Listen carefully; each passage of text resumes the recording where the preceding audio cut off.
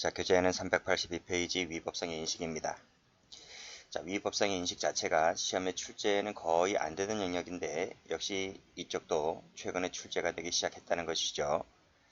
그래서 준비를 철저히 해 두셔야 되고 아무리 많이 문제를 풀어봐도 소용없습니다. 기본 지식이 전제가 되지 않은 이상. 그래서 기본서 강의를 다시 한번 꼼꼼하게 숙지한 상태에서 기출은 기본 강의를 내가 얼마나 알고 있느냐를 점검하는 차원에서 보시면 되겠습니다.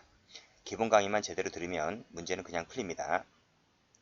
자, 1번 갑니다. 올해 검찰 구급 문제입니다. 옳지 않은 것은 했는데 정답은 4번. 고의설은 위법성 인식을 고의의 내용으로 보죠. 고의 내용으로 보는 것은 이제 고전적 범죄 체계, 신고전적 범죄 체계가 그렇습니다. 책임설은 위법성 인식을 고의 내용이 아니라 별개의 독자적 책임 요소로 보죠. 자, 그래서 고의설의 내용, 책임설의 내용이 어떤 차이가 있는지를 다시 한번 확인해 두시고. 자, 제한적 고의설입니다. 제한적 고의설은 위법성의 인식 가능성이죠. 이 인식 가능성만으로 고의 성립을 인정합니다.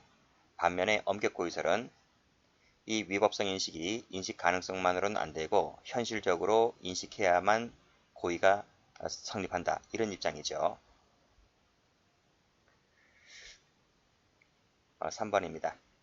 자, 엄격 책임설은 위법성 조각 사유 전제의 사실의 착오도 위법성 착오의 일종으로 취급하면 족하다고 보지만 위법성 착오가 이퀄 금지 착오죠. 자, 그래서 여기까지 맞고요. 제한적 책임설은 위전착은 일반적인 위법성 착오와는 달리 취급해야 한다 라고 보죠. 그래서 이 제한적 책임설은 위전착을 금지착오로 보는 것이 아니라 제3의 착오로 보고 있죠.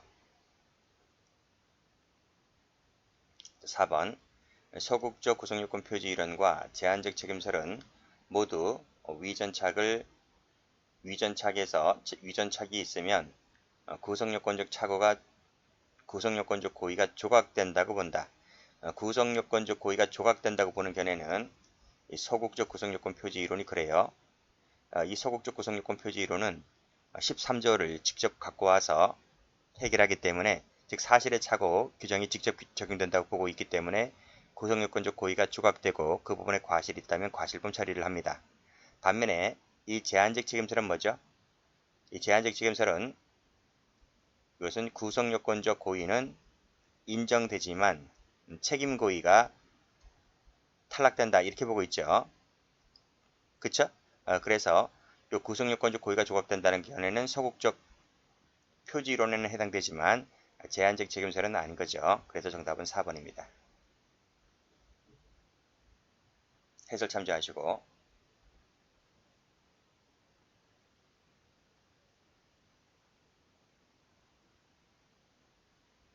다시 올라가 볼게요.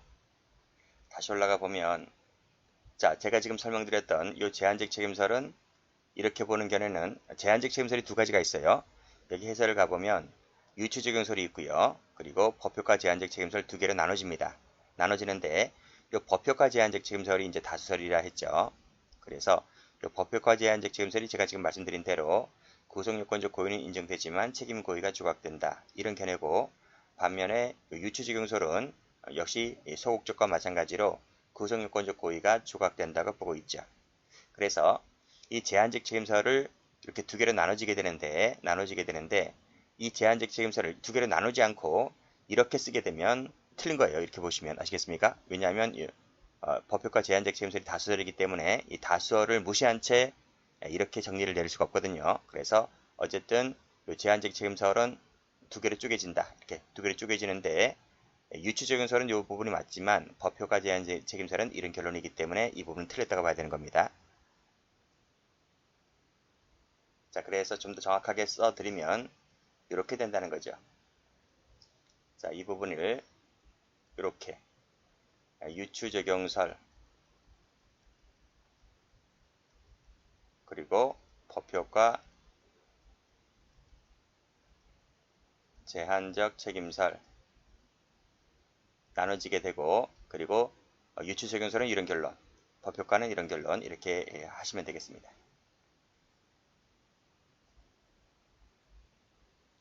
자, 문제 2번을 갑니다.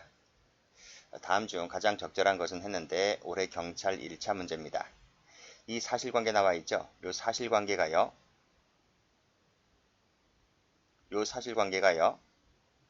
쭉 내려오면 요 판례입니다.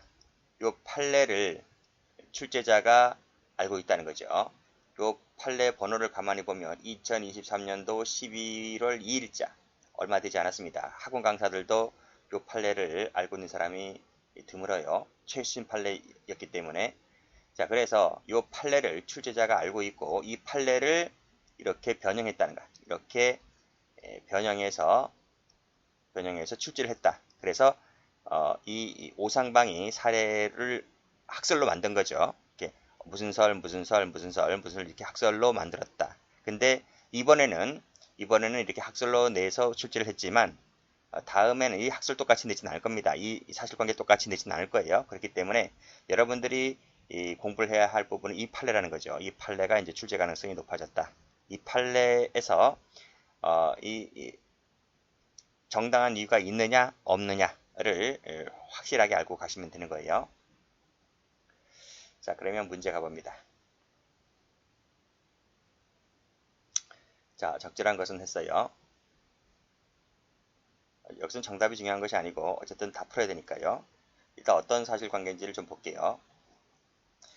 자, A는 관장 B가 운영하던 복싱클럽에 회원 등록을 했다. 요 A라는 친구가 이제 요 밑에 판례를 보면 판례 나와 있나요?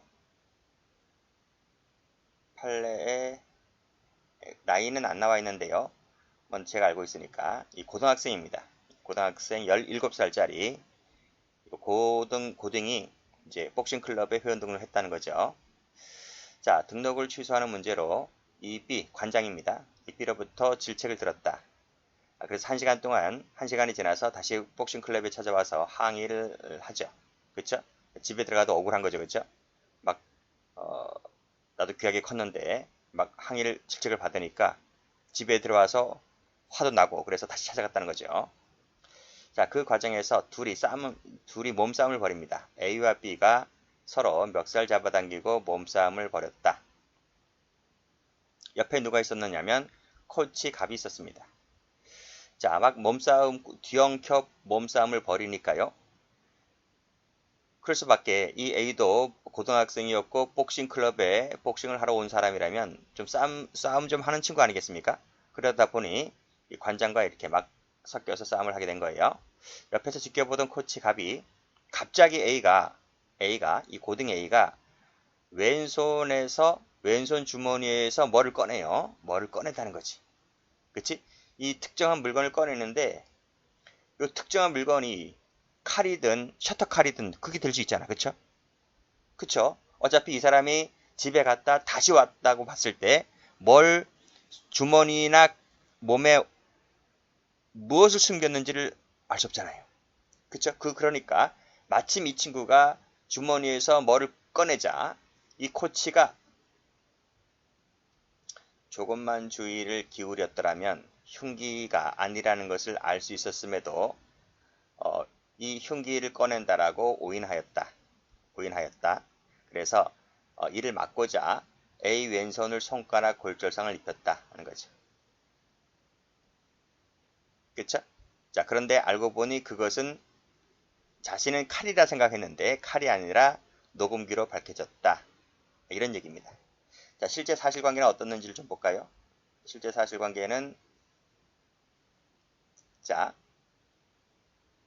역시 이 불상의 물건을 꺼내 움켜쥐자 이 코치가 갑의 왼손 주먹을 강제로 펴게 함으로써 이 사주간의 치료를 요하는 이 골절상을 입혔다는 거죠. 자, 그런데 이 판례와 이 지금 사례 문제가 약간 다른 것은 이거였다는 거죠. 이 부분입니다. 이 부분. 조금만 주의를 기울였더라면 흉기가 아니라는 것을 알 수 있었다는 것을 이제 출제자는 적시하고 있지만 실제 판례는 뭐였느냐면 갑이 가지고 있던 녹음기와 피고인이 착각했다는 그 호신용 작은 칼은 외형상 큰 차이가 없었다. 크기나 길이에 있어서 큰 차이가 없었다. 그리고 주먹 상태로나 손 모양만으로는 양자를 구별하는 것이 쉽지가 않았다. 그래서 그가 움켜쥔 물건이 무엇인지조차도 알기 어려웠던 점을 고려해 봤을 때 이것은 착오의 정당한 이유가 있다. 그래서 책임 조각이 되었던 판례입니다. 아시겠죠? 여기서는 정당한 이유가 있었다는 거예요. 그런데 출제자가 이것을 어떻게 틀었느냐면 그가 움켜쥔 물건이 무엇인지조차도 알 수 없었다는 것인데 이것을 출제자가 어떻게 틀었어요? 이렇게 틀었단 말이죠. 조금만 주의를 기울였더라면 흉기가 아니라는 것을 알 수 있었다는 것으로 이렇게 틀었습니다. 약간 변형했다는 거죠. 자, 이런 전제하에 문제를 풀어보면 엄격 고의설. 엄격 고의설은 과실범 처리하죠. 상해죄의 고의가 인정된다는 견해는 이 엄격 책임설밖에 없습니다. 그리고 이것은 상해인가요? 그렇죠. 골절상을 입었으므로 상해로 봐야 되겠네요. 자, 상해죄의 고의가 인정되는 것은 엄격 책임설밖에 없습니다. 그래서 탈락입니다. 과실범 처리가 되죠. 자, 제한적 고의설은 제한적 고의설 앞에서 풀었죠? 여기서 풀었잖아. 여기서. 자, 제한적 고의설은 잘 보셔야 돼요. 인식 가능성만으로 고의 성립이야. 인식 가능성만으로 과실 성립이 아닙니다. 과실 성립이 아니라 고의 성립이야. 그래서 이 제한적 고의설을 어떻게 비판하냐면 야, 인식 가능성을 어떻게 고의와 동일시하냐, 과실적 요소를 어떻게 고의와 똑같이 보냐라는 비판을 받게 되는 것이 제한적 고의설인 것이죠. 그래서 다시 원위치를 해보면 이 제한적 고의설은 여기 인식 가능성이 있었기 때문에 뭐로 봐야 된다? 고의범으로 봐야 된다니까요. 고의범. 근데 과실범으로 봤으므로 틀렸습니다. 그래서 해설을 가보면 자, 이 제한적 고의설 같은 경우는 이 인식 가능성만으로 이 고의 성립을 인정하거든요. 그래서 제가 말씀드린 대로 이 과실적 요소를 고의와 동일시한다는 비판을 받게 되는 것이 이 견해입니다. 이 견해. 그래서 지금 지문에서 인식 가능성이 있었다라고 얘기를 하고 있기 때문에 이것은 마지막 줄 해설 가보시면 고의범 처리를 한다는 거예요. 그쵸? 그런 얘기입니다. 야, 경찰 시험이 이렇게까지 수준이 높아졌네요. 어쩔 수 없어요. 경찰 채용 시험이나 경찰 간부, 즉 경위공채 시험은 형법과 형소법을 합쳐서 딱 40문제 한 과목으로 끝내잖아요. 옛날에는 두 과목을 40문제, 뭐 경찰은 뭐 20문제, 20하면 두 과목을 공부를 했었어야 됐는데 지금 1.5과목이니까요. 1.5과목이고 영어하고 국사가 없어졌기 때문에 당연히 수준 문제가 높아질 수밖에 없는 거죠. 자, 이 정도까지 올라왔다는 거예요. 옛날 사법시험에서나 나올 그런 문제가 지금 나오기 시작하는 겁니다. 자, 세 번째 갑니다. 엄격 책임설은 고의범 처리한다 그랬죠. 그래서 여기 보시면 조금만 주의를 기울였었더라면 정착 흉기가 아니라는 것을 알 수 있었다는 말은 이 말은 착오에 정당한 이유가 없다. 이런 말이죠. 정당한 이유가 없었다라고 하는 걸 얘기해주고 있는 겁니다. 그렇기 때문에 엄격 책임설에 따르게 되면 갑에게는 A에 대한 상해죄의 고의가 인정된다 해야 되겠죠. 그래서 책임이 인정되어서 상해죄 고의범으로 처벌받습니다. 틀렸습니다. 법효과 제한적 책임설은 과실범 처리하죠. 구성요건적 고의는 인정되고 책임 고의가 부정되기 때문에 과실범 처리가 됩니다. 그래서 정답은 4번이 되죠. 제가 무엇을 알아두라고 했습니까? 이 부분입니다. 이 부분. 정당한 이유가 있다. 이 부분을 꼭 좀 알아두시고. 이렇게 낼 거예요. 이 판례가 만약에 문제가 나온다면 이거 안 써줍니다. 여기까지 써준단 말이죠. 무슨 사안에서 여기까지 써주고 착오에 정당한 이유가 있다 없느냐 그 차이를 얘기해 줍니다. 이 부분을 써주면 더 좋죠. 더 확실해지니까. 근데 보통 성의 없는 출제자들은 이 정도까지만 출제를 해주고 피고인에게 정당한 이유가 있느냐 없느냐 이렇게 물어봅니다.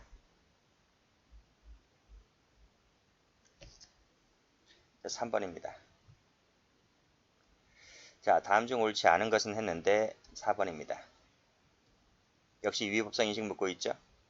엄격 책임설과 제한적 책임설은 위전착에 대한 법적 효과를 달리 본다는 점에서 큰 차이가 있다. 그렇죠? 엄격 책임설은 모든 착오를 이 학설은 모든 착오를 뭐로 풀어요? 금지 착오로 풀어요. 그런데 제한적 책임설은 그렇게 풀지 않죠. 제한적 책임설은 존재와 허용 한계는 그렇게 풀지만 위전착은 제3의 착오로 풉니다. 그래서 달라요. 여기 해설 가보시면 엄격은 모든 착오를 그렇게 푼단 말입니다. 금지 착오로. 그렇지만 제한적은요. 존재하고 허용 한계에 대해서만 금지 착오로 풀고요. 이 점은 똑같아요. 엄격이든 똑같은데 뭐에서 차이가 있다? 위전착입니다. 위전착에 대해서는 그 다른 착오, 제3의 착오로 풉니다. 그래서 이 부분에 있어서 두 학설의 차이가 난다 이런 말이죠. 그래서 틀렸습니다. 차이가 있다. 그래서 1번 지문이 맞는 거죠. 2번 오상방위 사례죠. 강도로 오인했다. 오상방위 사례입니다. 이때 오인의 정당한 이유가 없을 때 법효과 제한적 책임설보다 엄격 책임설이 죄책이 더 무겁다. 그렇죠. 법효과 제한적 책임설은 과실범으로 풀지만 엄격 책임설은 고의범으로 풀기 때문에 따라서 엄격 책임설이 더 무겁죠. 자, 엄격 고의설과 제한적 고의설은 위법성 인식이 없을 경우에 고의범 성립을 배제한다는 점은 같지만 고의 인정을 위한 필요로 하는 위법성 인식 정도를 달리 본다는 점에서는 구별된다. 그렇죠. 어디서 풀었어요? 1번에서 풀었잖아. 1번을 다시 한번 가보면 여기 보세요.